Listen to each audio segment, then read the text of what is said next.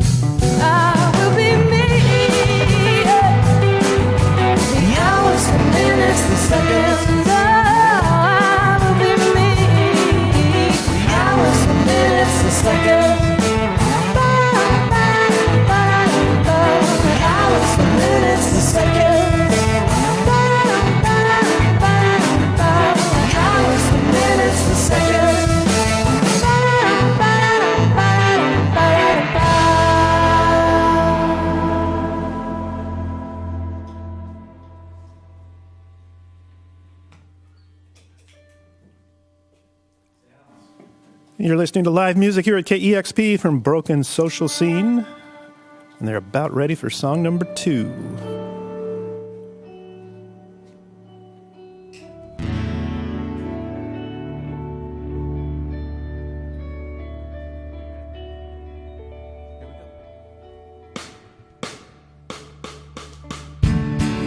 Skyline waits for the world.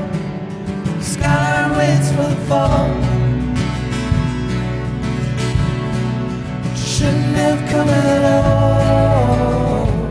Oh. Skyline waits for the world. Skyline waits for the fall. But you shouldn't have come at all. Oh. 'Cause I know you're never gonna be, no, you're never gonna be that.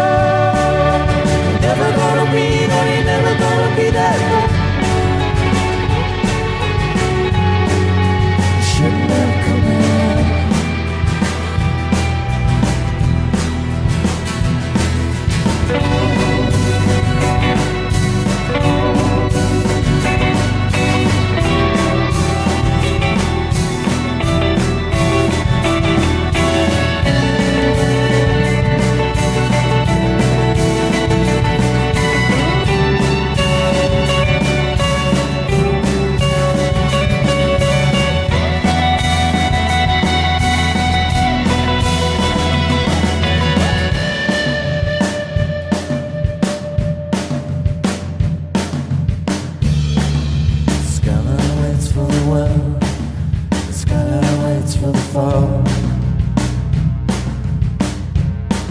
You shouldn't have come at all.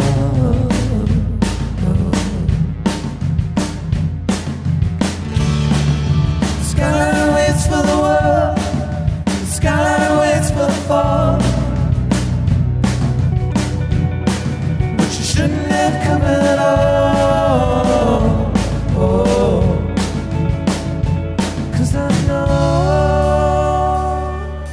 you're never gonna be, no, you're never gonna be that way. I shouldn't have come at all. Yeah, I know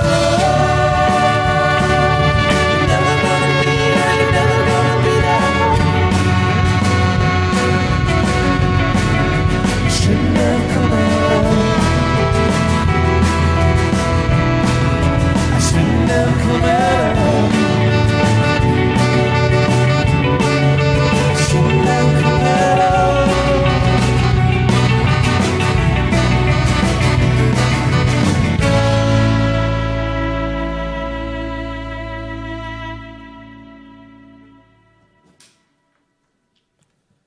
Live music here at 90.3 KEXP. You're listening to Broken Social Scene, playing a couple of songs from the new album, Hug of Thunder, and playing again tonight at the Neptune Theater. It is sold out.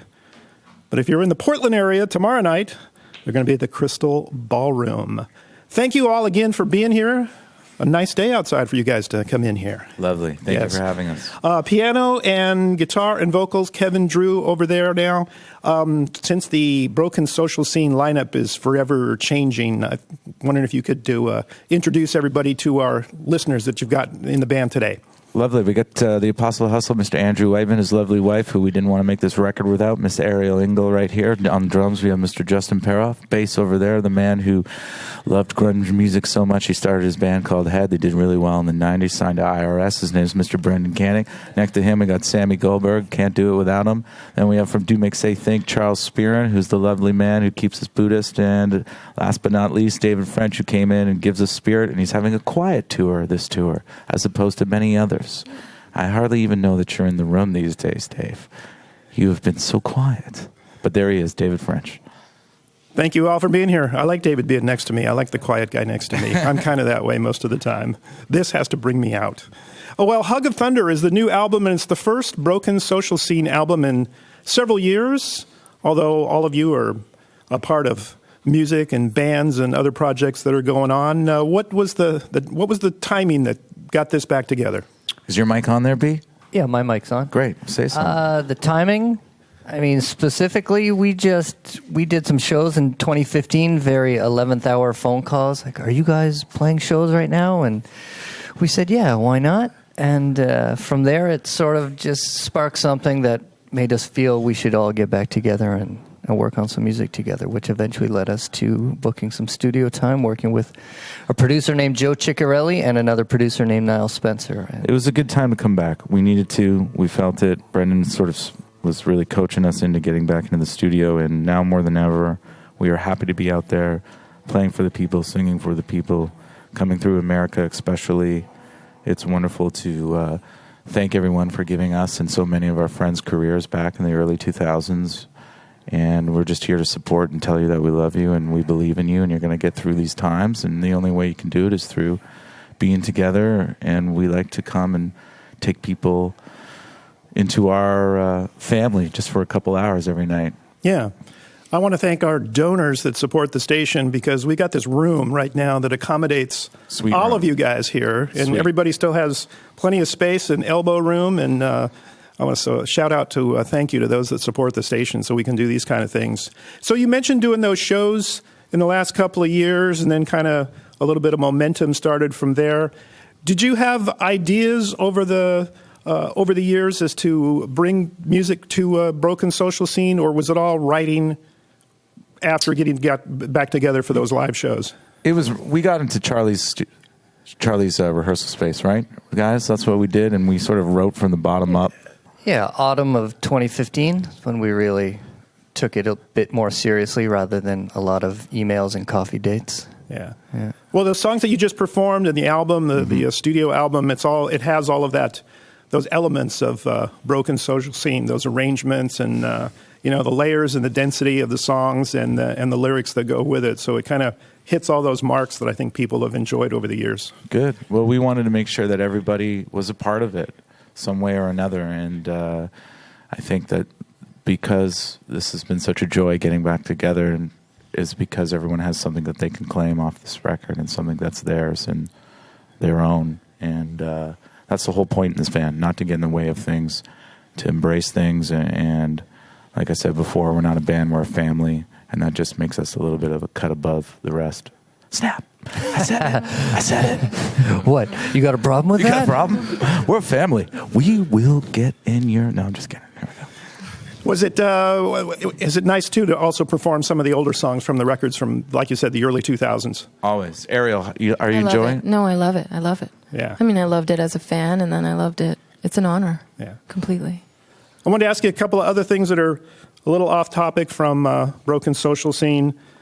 Friends of mine, especially up in BC, wanted me to make sure to ask you about, if you wanted to say any words about Gord Downey. Well... We haven't really... Okay. It's very fresh, but I think we are all very grateful and proud of the response and how he left, and the whole world embracing him.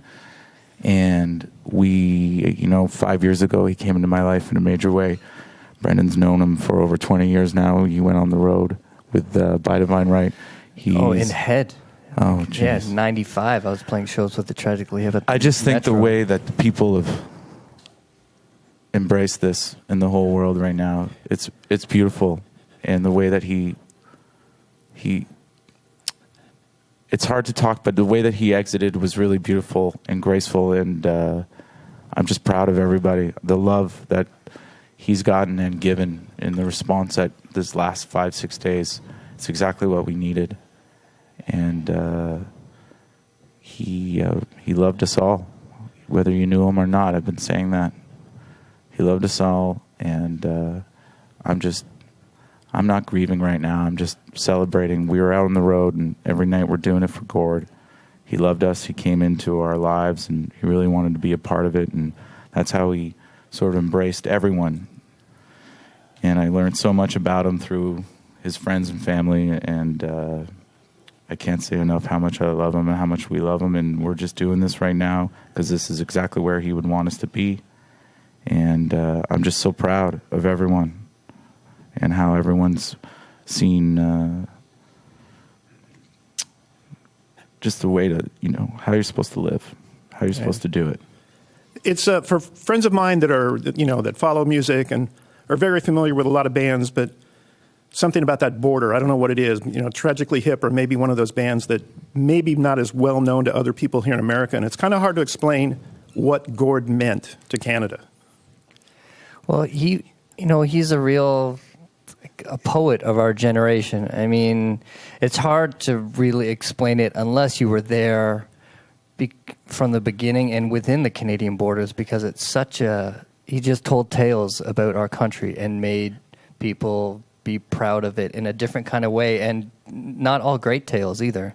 Well, it's not like Canada, some beautiful country where there's no pain and anguish and discrimination and hatred, et cetera, et cetera. And I think he just shed light on certain things in a certain way and told it that no other songwriters were doing. So in the band itself, 30 years, they took over people's hearts. I remember Torquil said they set the gold standard, and in a way that's the truth. They just, seeing those last shows that they went and performed, Gord was incredible. Like, he made you feel like no matter what, if he was singing about some like historical event or something, he's like the guy who's like a big trench coat on, and he would be like, "Psst, come here," and you'd come and like he'd wrap you in his wing, and he would say these things into your ear like that, like it made you it hits us.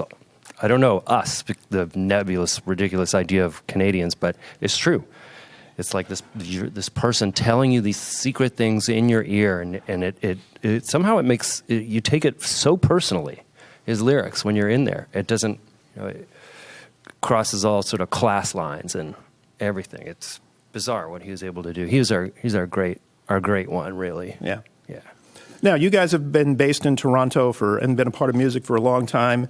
In recent years, this is the other thing I wanted to get to, I'm just noticing more and more bands and artists from Toronto than it seems like anywhere else, even more than Seattle today.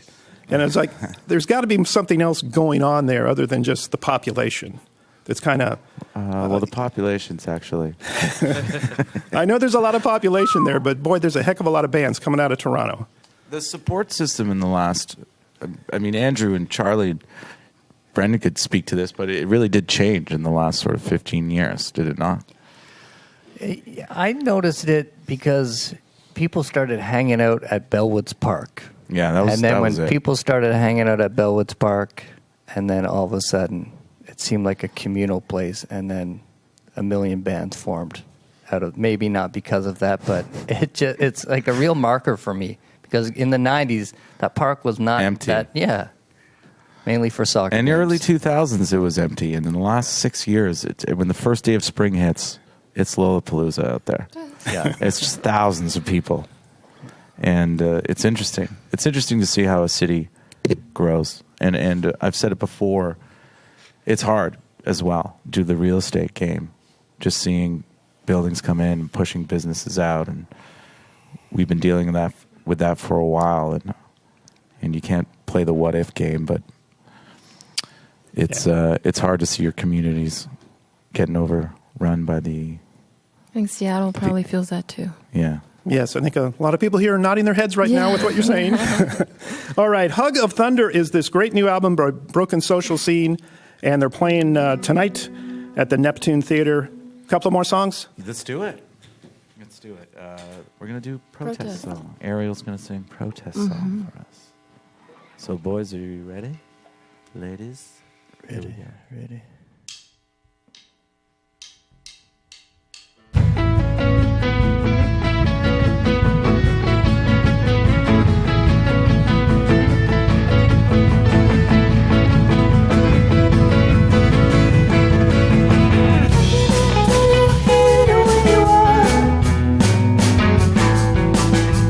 How can I tell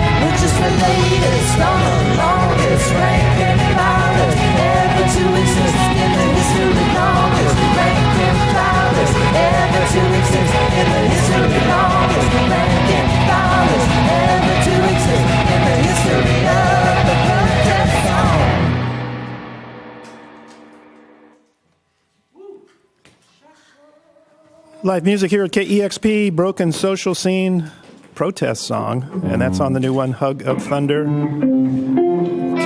Kevin is moving his way back to the piano. No, wait a minute. Maybe not. Oh, yes. Okay.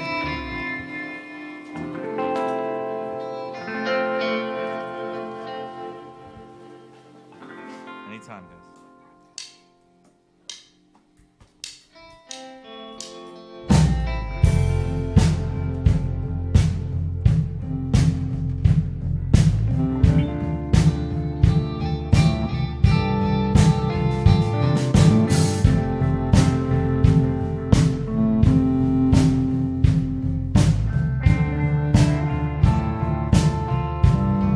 I thought you were the sweetest kill. Did I even know? And all the time we thought we'd dead, was it just for show? Or if they try to pull you out, would you even go? I thought you were the sweetest girl. Didn't I even know?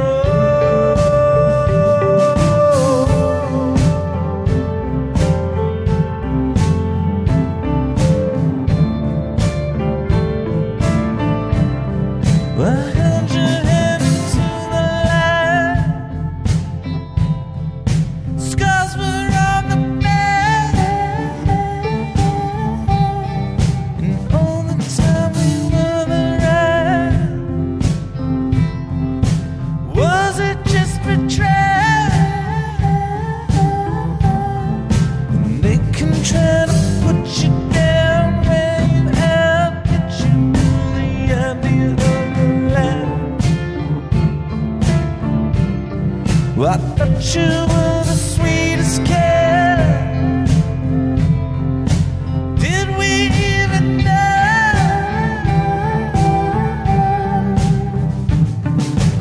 All the time we get back trying to figure out our life like a fader. All the time we get back trying to figure out our lives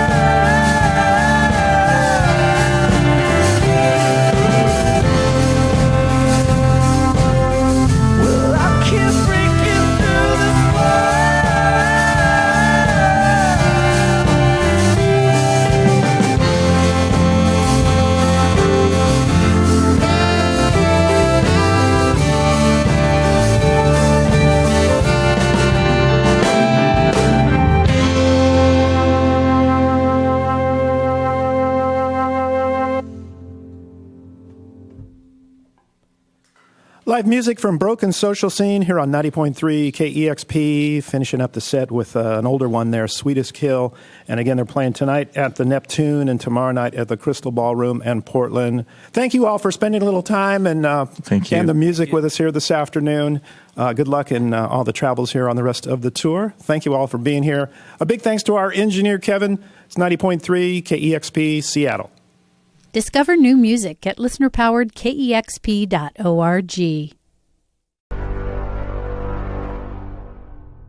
Damn, son, where'd you find this?